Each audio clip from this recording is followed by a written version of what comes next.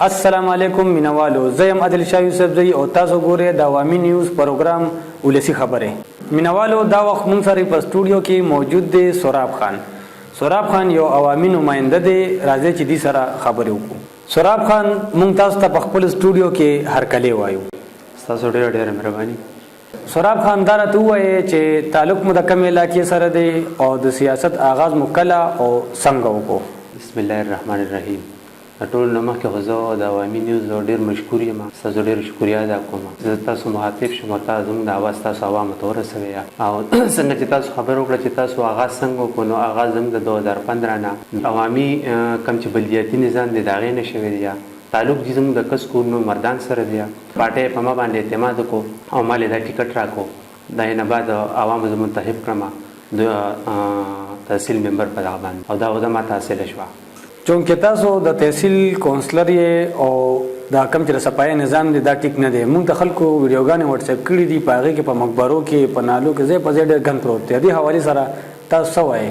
جی لومبی خو به تاسو ته ووایم چې زمونږ په کس کورونو کې چونکې آبادي ډېره ده او کسان په دې باندې ډېر کم دي. په دې کې مخکې ما سی او صاحب ته او د دې نه مخکې چونکې سی او صاحب مې ځکه یاد کړو چې دا مخکې خو د میونسپل کمیټي چې کومه ده د هغې سره وه د دې د صفایي نظام، چونکې هغې نه بعد چې دا WSSN ته منتقل کړې شوه. سی او صاحب ته ما په دې کې درخواست هم کړلی، ما پکې داسې هغې ته دغه مونږ ته دا کسان چې کوم دي، بلداران چې کوم دي، کم سویپران چې کوم دي، دا مونږ ته مزید سیوا کیا چونکې دا هغې ته نه رسیه او ځای په ځای چې کوم ګندونه دي د هغې دغه سیوا کېږي، کمیږي نه.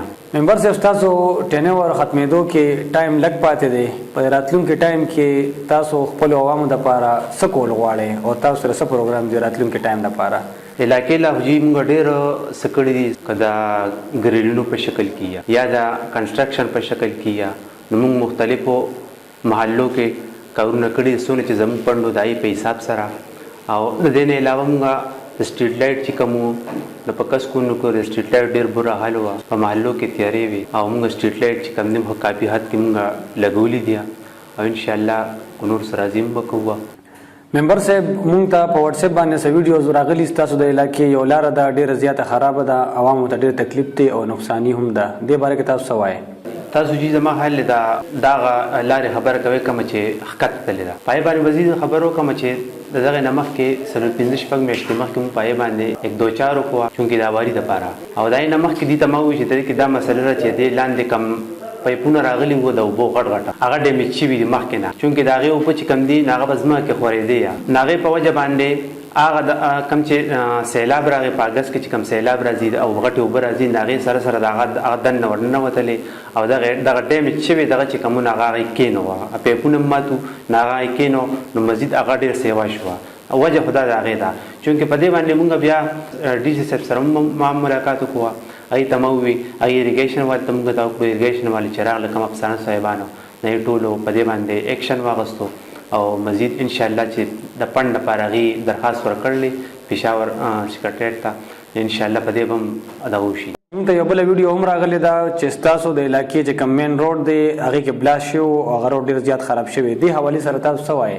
دا بلاست خو جي څنګه چې زه خبر شوم چې بلاست شوی دی نو ډېره حیرانتیا خبره وه، زما ذهن نه منله چې داسې چونکې ما په لومبي ځل داسې یو بلاست ولیدو چې په نالې کې دننه وشوه نو څنګه چې زه لړم او د هغې ما تحقیقات وکړو هغې ما دغه واخیستوه نو دا خو چې مخکې نه په دې باندې ما WSSN ته او د هغې نه مخکې ما TMO صاحب ته د تحصیل ناظم صاحب ته په دې باندې ما بریفینګ هم کړی، سره خبرې اترې مې پرې کړې وې چې دغه شانتې دې کې د منهولو ضرورت دی چونکې صفایي نه کېږي. بلداران او سپروایزر موږ ته شکایت کوي چې په دې کې د صفایي ځای نشته، بیلچې پکې نه چلیږي، دا بنده ده.